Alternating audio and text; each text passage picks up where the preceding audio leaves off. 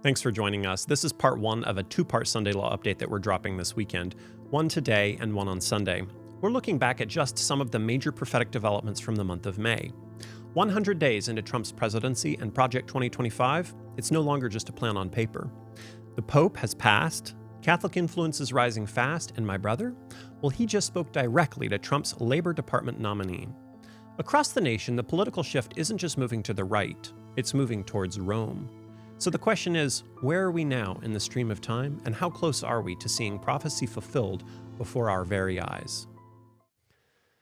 All right, guys, let's get into it. There's a lot to unpack this month. James, you just actually had an interesting conversation with Trump's Labor Department nominee, so why don't we kind of kick off with that? What exactly happened there, and who is Jonathan Berry? Yeah, so Jonathan Berry, he is been nominated for solicitor for the Department of Labor to replace Simananda, who resigned. And this nomination happened back March 31st. Because he still hasn't been confirmed. Yeah, no, he hasn't been confirmed yet. And a lot of us are watching because, hey, it's interesting to see the fulfillment of, movements of this order and where they're going and paying attention to the signs of the times. Now, is Jonathan Berry, so he's appointed by Trump? Yeah. Okay.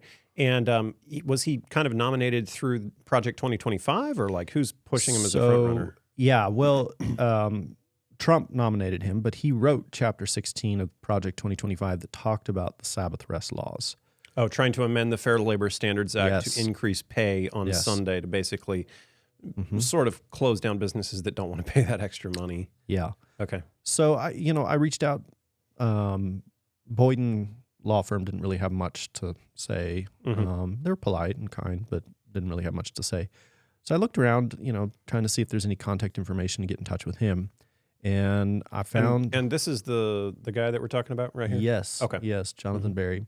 So I reached out and happened to find a contact number and figured, hey, why not give it a ring? What's, what can go wrong, right? Gave it a ring and, no answer. And I was like, oh, should I leave a message? And then I thought about it twice. I was like, yeah, I'll sure. Why not leave a message? So I called back a second time and he answered. So that was kind of cool. I recognized the voice because I heard him on, YouTube and whatnot. I said, hey, Jonathan. He's like, yes. Kind of like, who's this? Yeah. And said, hey, I'm a social media influencer. Kind of followed some of your work and just kind of curious when the nomination's going forward. Yeah. Don't mean to intrude on you at all. But, he really didn't know who I was. And so I felt like it would be wise to send a follow-up text to just kind of clarify. Yeah. So it was kind of cool to do that. So he might have that here. Before I wrote this text, y'all might think I'm crazy, but I wanted to write this first off. When you get somebody random who calls you, I guess some people, and I, working as I have, you run into people who are, kind of questionable. Yeah. I'm not trying to come across like that at all. I want to treat the guy with respect. And we're certainly not here to dox him or anything like that. No, absolutely not. And so I actually went to ChatGPT and I was like, based on this guy's resume, which I found online, what would be the most respectful way to address him? What is the most respectful way? And it said, Mr. Berry, or in some cases, honorable. So I was like, okay, I'm going to start with that. Honorable Jonathan Berry. Thank you so much for taking my call. I apologize for any interruption and do not intend to cause any further intrusion beyond a brief reach out to help provide context for the call, unless you voluntarily wish to dialogue further. We as a movement have long opposed Sunday laws, but also even those implemented with exemption clauses as a step towards church-state tyranny. We have also long expected a movement like Christian nationalism to push for Sunday rest by law in the United States of America, and just recently passed out thousands of books called The Great Controversy in D.C. at the inauguration warning about such. We have long expected someone such as yourself to push for such movements, even should it not be you. At some point, someone will do it. We intend you no harm, but see the movements as a fulfillment of Bible prophecy and pray for you. Once again, I do not intend to intrude or cause you any burden, but rather merely to reach out once for clarity out of respect and concern, even despite disagreeing. You are in our prayers. Respectfully, James Bowen. I'm appreciative of his response. He said, James, thank you for the context, especially thank you for the prayers. I've spoken with Todd McFarlane multiple times in his capacity as a lawyer for your church and would be glad to engage further at the proper time after I'm through the confirmation process. Jonathan, to me, that sounds like somebody who doesn't want to engage on this issue before confirmation hearing. Mm-hmm. He doesn't want anything to upset his chances of getting the absolute dream job. Exactly. No.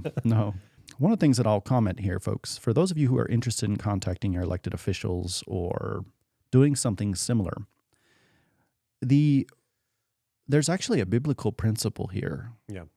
Show honor to all, love the brotherhood, fear God, honor the king. 1 Peter 2:17. This style of writing is one that I think anybody who's interested in contacting an elected official, this would be the way that we ought to go about it. And actually, I was looking up a supplicatory letter of the poor, distressed churches of the valleys of Piedmont to the Marquis of Pianesa, the March 16th, 1655. And they wrote, the benignity and patience wherewith your excellency vouchsafe to answer the letters which we are emboldened to write to you, bearing date the 8th of February last, gives us some ground to hope that you will accordingly cast your eyes upon this present reply with all due reverence we present to you, to the end only that we may better inform you of touching certain heads or articles, humbly begging your pardon for this our slowness, which the distance of places and the difficulty of assembling our people hath against our wills occasioned. We need people like Alonzo Jones to go up there and fight the battles of the Lord, you know? Right. There's certainly cases where we as a people are called to not become mixed up with political questions. Yes. Okay. In the issue of like the temperance movement, which you could argue, you know, this is very clearly we're getting into matters of God's law here. Yeah. He is trying to amend federal law, stepping into something that has the superscription of God, not of Caesar. Yes. This is something that we as a people ought to be reaching out. And folks, go to help.senate.gov. You can locate the ranking members there and reach out to the senators there. I think one of the things that you have to think about with this kind of topic is, why is it important? How do we connect this with the historic Sunday law opposition that has been part of the Seventh-day Adventist movement? One of the milestones that we've recently gone through is Trump's 100 first days in office. And there's this article from NBC News that was talking about this man here, Paul Dans. And James, I'm sure you're familiar with Paul Dans. He was the former head of Project 2025. He kind of separated himself from it when it was becoming kind of a PR issue in the Trump campaign. But then what's interesting is what he kind of predicts for the future. He says what's coming next is really a squaring off with the courts. This is going to certainly reach boiling point. So then you keep going and you look, and there's multiple other people. You remember Russell Vought, James? Yep. And there's some interesting statements here. I mean, ultimately, you need to have zealous advocates for MAGA in position and ready to face off with their counterparts. And then drop down that bottom red section. Looking ahead to 2028, Dan said there won't be a need for a Project 2029. What does that mean? What does it mean? Sounds like they're trying to have Project 2025 be in fulfillment completely before there's another election. So it sounds like they're trying to accomplish everything they want to accomplish, like in one go, basically. Which is interesting because when Trump was running for president, he essentially distanced himself from Project 2025 and was like, oh, I don't really know anything about that. Right. I don't endorse that. I have nothing to do with Project 2025. That's out there. I haven't read it. I don't want to read it purposely. I'm not going to read it. This was a group of people that got together. They came up with some ideas, I guess some good, some bad, but it makes no difference. I have nothing to do. But now here it is being fulfilled. I mean, we saw, I think it was Russ Voigt who got caught with ProPublica with, I believe it was them, where they had a hidden camera and went and like interviewed him and questioned him about it. And the discussion behind the scenes was, oh, no, Trump's really on board with this. Wow. Like this was the plan all along. Yep. So it was just a PR stunt. Yep. It was just like, well, no, I don't know anything about him. I've never read it. I don't know anybody associated with it. Well, and then like multiple Catholic influencers after Trump got elected came out and said, well, can we just now say that Project 2025 was the plan all along? Right. Exactly. Yeah. You can go to project2025.observer, And it basically shows how far they've come implementing the Project 2025 guidelines. And it seems pretty accurate if you go through, I mean, everything that he says here. Yeah, I mean, they're implementing it basically. And so they have this countdown if you go on the website, and it has like 1,360 days, 1 hour, 47 minutes until the end of term. And it's counting down. And I remember I looked a few days ago, and I think it was at like 30%. And since then, it's gone up to 41%. And if you go to the labor subsection, there it is, not yet started, but mandate time and a half compensation on a Sabbath. And so it's being tracked currently. Now, this isn't a government website. This is just some person who's tracking it, but it's part of it. Let's not forget that, right? Do you guys remember who this is right here? Alonzo Jones. You remember the whole argument that happened back in 1888? So this was the Blair Act. Anyway, it went before the Senate in the United States, and it was basically an implementation of a Sunday law. Now, Alonzo Jones went famously and fought and said, no, we do not need a Sunday law. What we need is no laws enforcing a day of worship, whether it be a Saturday law or a Sunday law or any other day of the week, because you automatically give preference to that people group. And what happens if a Muslim comes along and says, well, I want Fridays off? Well, and then a Seventh-day Adventist comes and says, well, I want Saturdays off. And then a Catholic comes along and says, well, I want Sundays off. Are we just going to limit our work days to 4 days a week? And so the thing is, well, then it makes it very easy to say, well, let's just pick up one day. Yeah, I mean, the leaders of this movement have been talking over and over about synchronized rest. Synchronized, yeah. Yeah, and making very clear, you go to Jared Longshore, Timon Klein, some of the other, I think maybe even Douglas Wilson and some of the other movers and shakers. And one of the things that some of them have talked about is that we want to be very clear which day of the week we're going to reverence. And so that's narrowing it down. But furthermore, one of the things that I would say respectfully to the Project 2025 author, Jonathan Berry, he talks about it ever being a state issue, but I think he's kind of glossing over the fact that the reason why it's been argued and actually defended as constitutional, even from a federal perspective, and in other words, the door's open federally, is because Article 1, Section 7, Clause 2 of the Constitution does reference Sunday rest. I think it's important that we keep this quote in mind here. This is a quote by Ellen White, and it talks about, we cannot labor to please men who will use their influence to repress religious liberty and to set in operation oppressive measures to lead or compel their fellow men to keep Sunday as the Sabbath. The first day of the week is not a day to be reverenced. It is a spurious Sabbath, and the members of the Lord's family cannot participate with the men who exalt this day and violate the law of God by trampling upon his Sabbath. The people of God are not to vote to place such men in office, for when they do this, they are partakers with them of the sins which they commit while in office. We've seen this great push here. This was an interesting article. Religion is so back. The conservatives making Catholicism great again. One of the things it talks about is basically how across the United States government, we've seen this push back towards religion, even in pop culture. Do you guys recognize the man here right there? Yeah, it's Russell Brand. Yeah, Russell Brand. Okay. Mm-hmm. Yeah. So that's him at the baptism, actually, his baptism. He was baptized in the Thames River. So you've actually had a number of different people that are kind of social media influencers that have been converted, if you will. One of the things that he was promoting along with J.D. Vance was the Hallow app.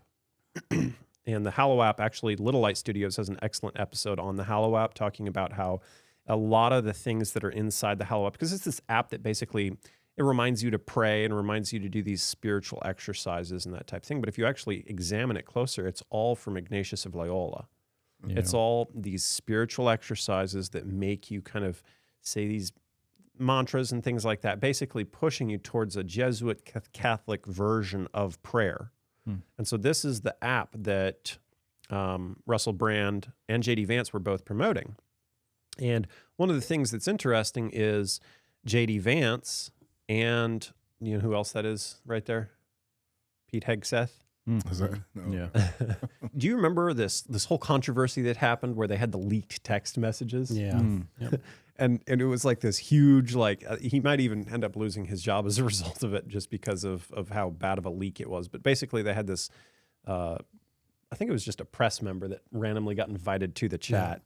Yeah. And look at how they're saying right here, Godspeed to our warriors, Pete Hegseth, J.D. Vance, I will say a prayer for victory. Mm-hmm.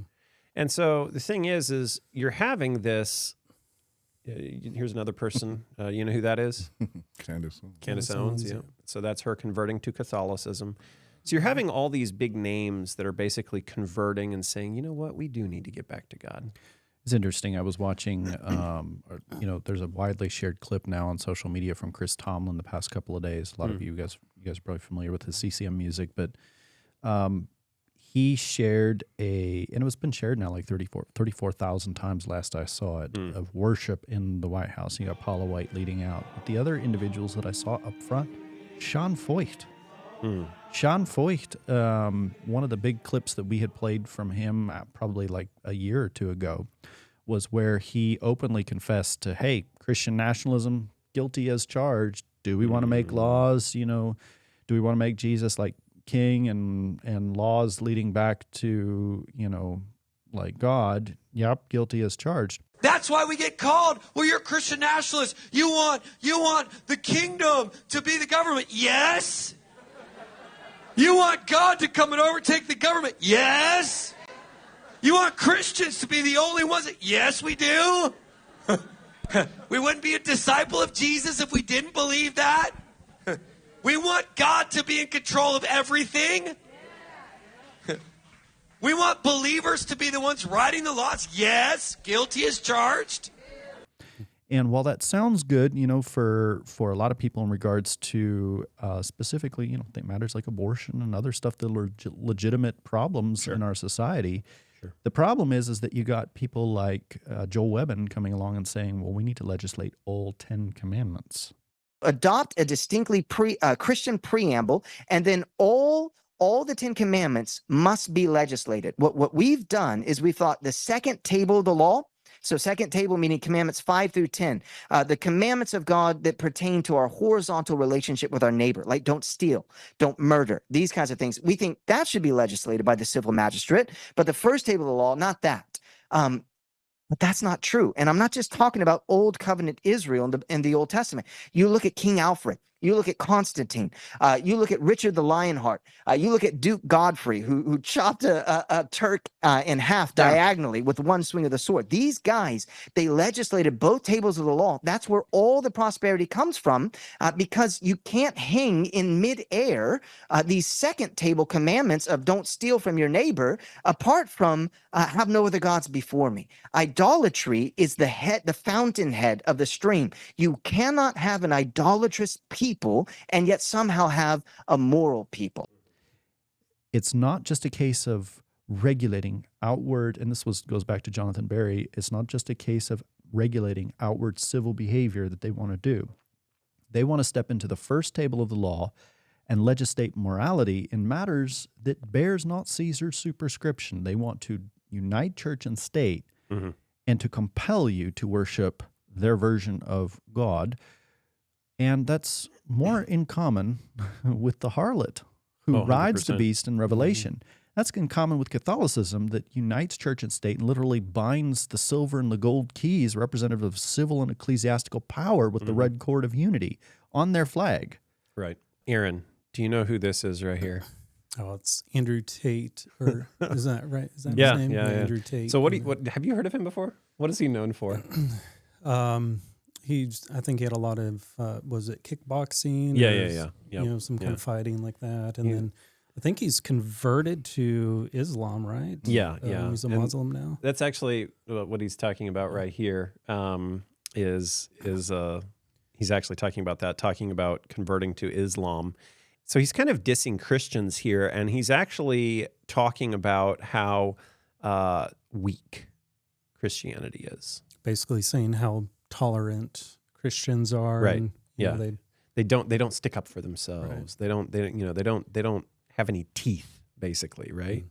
And so that's his argument. Now he's got a lot of A lot of other issues. I mean, he's had some very inflammatory statements over the years, and I think he drives like supercars, and he's been known for his rather misogynistic statements at times and that type of thing. But what's interesting is this sentiment of a push towards conservatism and a push towards conservatism that is not weak is what we're seeing. You actually have that also with Catholics, actually. Younger U.S. Catholic priests increasingly identify as conservative. There was a study published by the Catholic Project at the Catholic University of America found that almost all priests ordained in 2020 or later described themselves as moderate or conservative. And this marks a stark contrast with the 50% of priests ordained in the 1960s who described themselves as politically liberal. You know, I want to go back just for a moment to one of the things that he said is, you know, you need to stick up for yourself. Mm-hmm. Like, how was that, you know, example of just fighting for yourself exemplified in Christ when he came to this earth? No, like it's not. It was a case of self-sacrifice. Right. And loving your enemy and being willing to die for your enemy. It was the goodness of God that leads man to repentance. Yeah. Sticking up for yourself. Christ was the one who said, "My kingdom is not of this world, for if my kingdom were of this world, then would my servant fight." Yep. They're part of a different kingdom. They're part of a kingdom of this world. Yes. And these are Christians very much who want to establish a kingdom on this world instead of looking forward to the kingdom not of this world. Right. So this is Carolyn Leavitt, and she is the United States press secretary for Donald Trump. Oh, okay. Very good. And what's interesting is what's she doing right here, right before her? Lord Jesus, please give us the strength, the knowledge, the ability to articulate our words, have fun, and be confident in Jesus' name. Amen. Now, we got to be clear, folks. We're not dissing prayer. No, absolutely not. We're not dissing the public officials being able to practice their own religion. But our recognition here is that the climate, the temperature is changing. Yes. And we're starting to see more and more of not only what appears to be a genuine revival, at least from the perspective of some. Yes. But cloaked within that so-called revival, there's a call to unite church and state and to practice your faith by legislating your faith, being able to dictate it to others. Right. That's the problem. That's the concern. So we don't have a concern with the prayer. We have a concern with the fact that there's a movement afoot to come along and mandate. And that's where Jonathan Berry and others are heading down that direction. Well, and I think that's one of the beautiful things about being a Seventh-day Adventist is we have this unique perspective where we are watchers. We watch and we see prophecy fulfilled. We watch and see as the world changes, and we can know what we're expecting for the future based off of prophecy. And so we know what's coming. And so that it's not a remark about, oh, well, somehow this is wrong, but it's just saying, look at the climate. Look at what's happening, you know? There's this interesting gentleman. He's an Italian academic, church historian, professor of theology. And so he's actually done a lot of different studies about the Vatican II for the American Academy of Religion. And some of his more recent statements have kind of piqued my curiosity. He says, for some, it's really the choice to join the last vestige of the Roman Empire. We need to save the West. That's why we became Catholic. Now, Aaron, what do you think about that? Sounds like, I mean, what I take from this is that he's saying that Catholicism is more than just a religion, but it's essentially the savior to Western culture as we know it. Yeah. And without it, that the West will fall. Now, historically, has the Roman Catholic Church been a proponent of, let's say, capitalism, the free market? James, what do you think? Not so much. Not so much.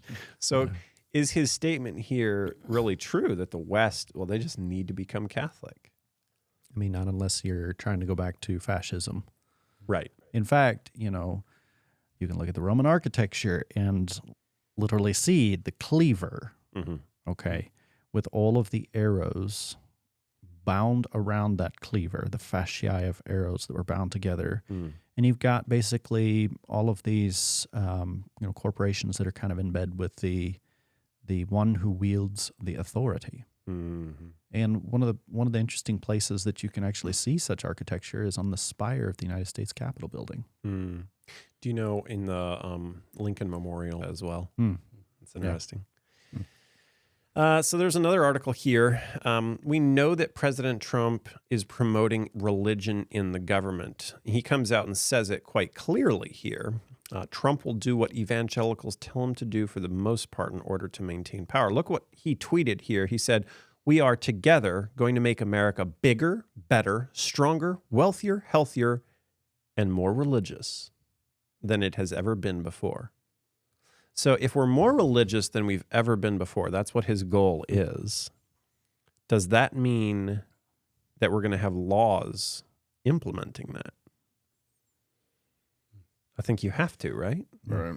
I mean, how else is he going to achieve it? That's how a nation speaks. It's through its laws. Exactly. Right. Yeah. So it's interesting in Revelation 13, and that's why I was trying to tell Barry is, Isaac Bacchus, John Bacon, some of these individuals recognized, and Protestants, of course, the Seventh-day Adventist movement and many others have recognized America as the second beast of Revelation 13 that makes an image to the first beast. The first beast being Rome. Yep. Second beast being the United States of America that makes an image. And you can see this reflected in the architecture, the laws. We have a Senate, we have a House. These are principles and a form of government that came from Rome. Right. And so America kind of is very much mirroring Rome in many ways. But the ultimate mirror, and so many people have been talking about Constantine lately. Yeah. The ultimate mirror is to go back to Sunday rest. Yep. What Constantine implemented. I think one thing to point out, going back to Revelation 13, is that second beast, and that's a lamb-like beast. Yes. Right? Who speaks like a dragon. And how does he do that? Through legislation, through religious enforcement, through laws. 100%. Yeah. We have a interesting article here. And this is actually, I believe this is in Germany. This may be actually translated from German, so it may not read perfectly. But over there, they have stores where it's nothing but vending machines. And so you can go inside. There's not a single person in there that's working. It's literally all just automated, the entire thing.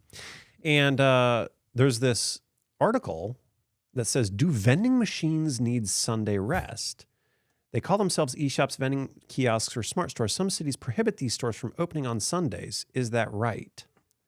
They had this thing where they said, "Oh no, you have to close." Well, then there was this stipulation about them closing.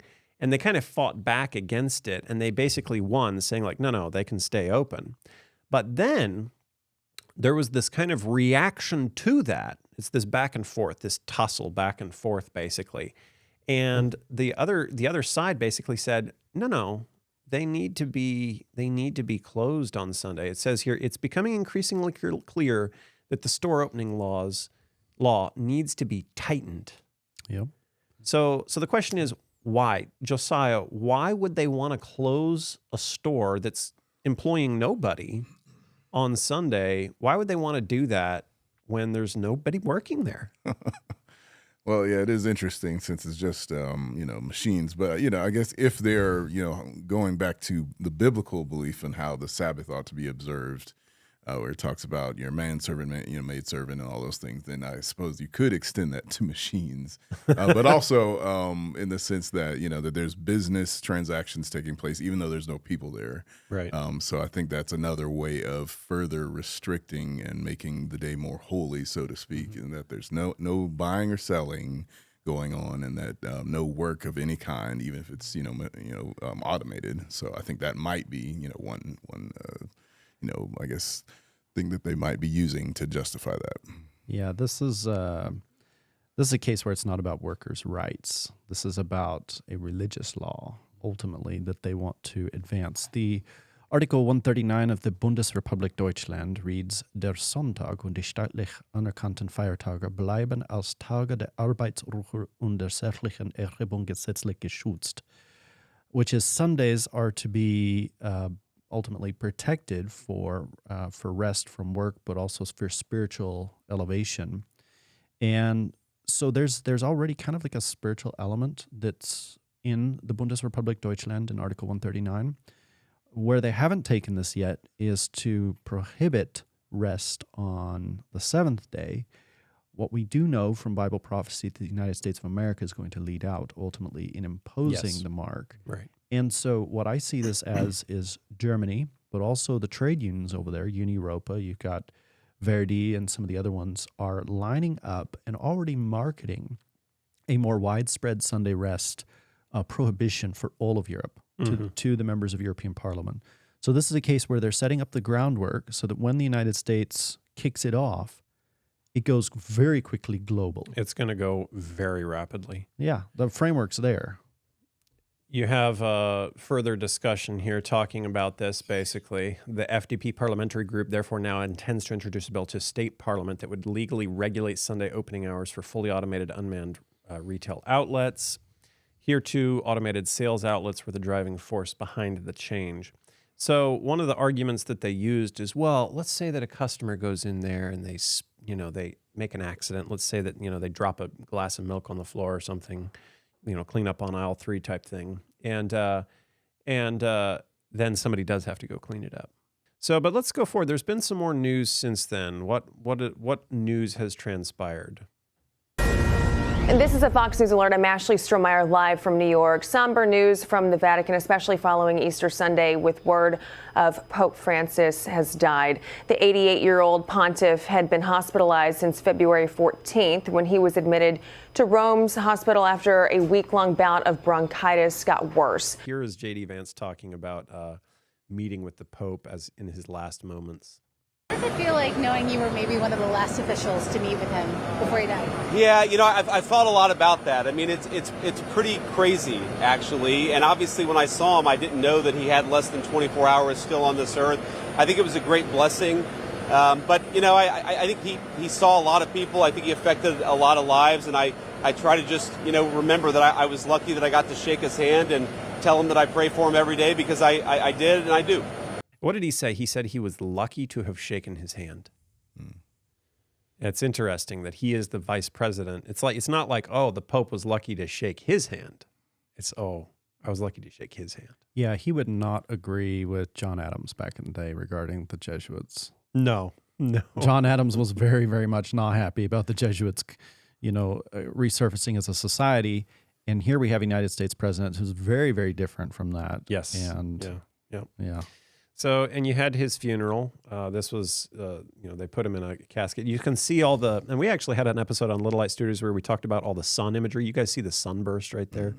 Mm-hmm. The sun imagery is all over the place. Purple and scarlet. Yeah, yep, you see it there, purple and scarlet. The National Catholic Register actually talks about presidents attending the Pope, attending the Pope's funeral. What was interesting is how quickly, did you guys notice how quickly after Pope Francis' death, Trump said, oh, I'm going to go. I'm going to attend. Even though historically he's actually been at odds with Pope Francis. Right. Yeah. But now he went to it. And there's this little article on National Catholic Register talking about basically this push. And it was kind of interesting to read through it. It says up here, but not so many popes ago, such an announcement by an American president would have been unthinkable. For most of its history, the U.S. government sent no one to the funeral of the Bishop of Rome. As recently as 1984, the two governments didn't have formal diplomatic relations. It's always worth remembering how deep anti-Catholicism runs in American history. For a long period in our history, it would have been very odd for the leader of the Catholic Church to be treated with the honor of the American president going to his funeral. Nowadays, though, it's not that surprising, is it? Now we see it consistently. When you think about how people came to America to escape religious persecution, they suffered in the old world. Mm-hmm.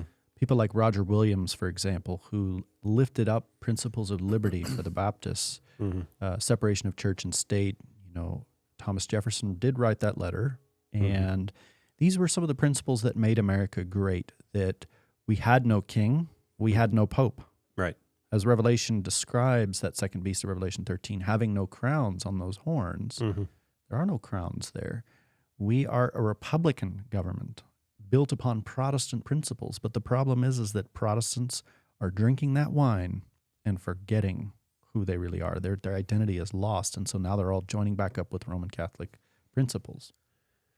The article goes on. It talks about the Protestant anti-Catholicism evident in the 1960 presidential campaign has gone into the dustbin of history. There's a secular anti-Catholicism today, to be sure, but presidents have learned to ignore with respect to events like a papal funeral. And so you look at, there's a long history of this, actually. And what's interesting is it was only until fairly recently that you actually had popes' funeral being attended by presidents. Well, and you have this call for uniting Protestants in Catholicism. What is it? Who is it? Tony Palmer? Is that his name? Mm-hmm. You know, he's a big push for that, and it all just makes me think of Bible prophecy in Revelation 13, where it says the deadly wound will be healed. It's interesting. Even though Tony Palmer died shortly after in a motorcycle accident, Kenneth Copeland has continued that crusade, and we see that heavily in his ministry, Flashpoint. I think it's flashpoint.tv or something like that, where they had Marjorie Taylor Greene, they had other people who came through for some of their big conventions, and specifically calling for the Seven Mountain Mandate, but also the union of church and state, how we need to marry these two together, the sacred and the civil, and to unite those two. It's like book, chapter, and verse from the Great Controversy. Oh, yeah. And, that the Tony Palmer who you're talking about there, there's a clip. I mean, it's famous on the internet now, talking about, well, maybe you are all Catholics now. We know that the first 1,000 years there was one church. It was called the Catholic Church. And the word Catholic means universal. It doesn't mean Roman. Catholic means, if you're born again, raise your hand if you're born again. You're a Catholic. Take back, redeem what belongs to you. We are Catholics. I've come to understand that diversity is divine. It's division that's diabolic.